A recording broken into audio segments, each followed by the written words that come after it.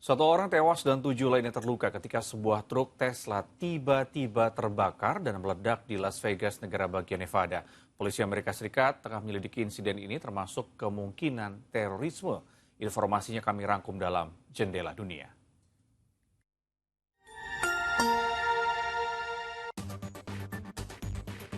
Sedikitnya 10 orang tewas termasuk 2 anak-anak dan 4 lainnya terluka parah dalam baku tembak yang terjadi di sebuah bar di kota Cetinje, Montenegro, Rabu waktu setempat. Sebelum terjadi baku tembak sempat terjadi perkelahian. Pelaku penembakan sendiri melarikan diri dan tengah dalam pencarian polisi pasukan khusus. Dalam pencarian ini polisi telah memblokir seluruh jalan masuk dan keluar kota Cetinje. Pelaku penembakan bernama Ako Martinovic, 45 tahun, membunuh pemilik bar, anak-anak pemilik bar, dan anggota keluarganya sendiri. Polisi menyatakan Martinovic berada di dalam bar saat perkelahian terjadi. Setelah itu ia pulang untuk mengambil senjata dan mulai menembaki para korban. 1 orang tewas dan 7 lainnya terluka ketika sebuah truk Tesla tiba-tiba terbakar dan meledak di luar lobi hotel Presiden terpilih Amerika Serikat Donald Trump di Las Vegas, negara bagian Nevada. Polisi Amerika Serikat tengah menyelidiki insiden ini termasuk kemungkinan adanya terorisme.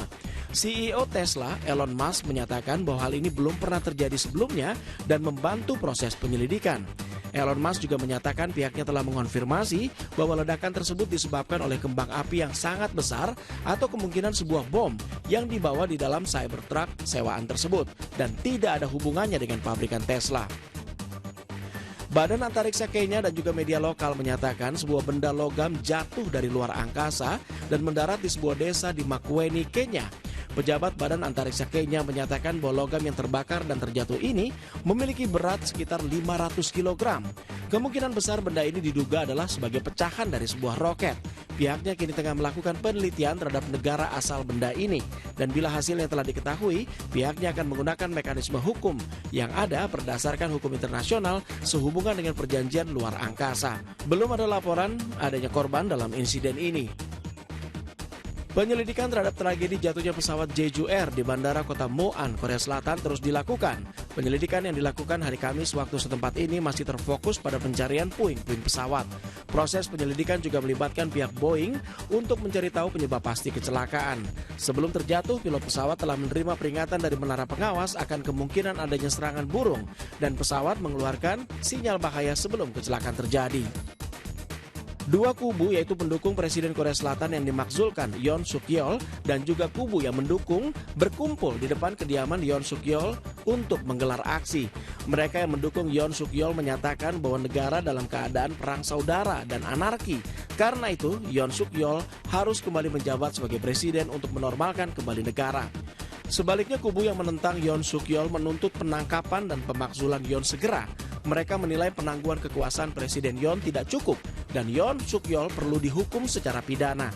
Nasib Yoon Suk Yeol sendiri kini berada di tangan Mahkamah Konstitusi yang mulai mempertimbangkan apakah akan menegakkan pemakzulan secara resmi dan mencopot Yoon dari jabatannya atau mengembalikan jabatannya.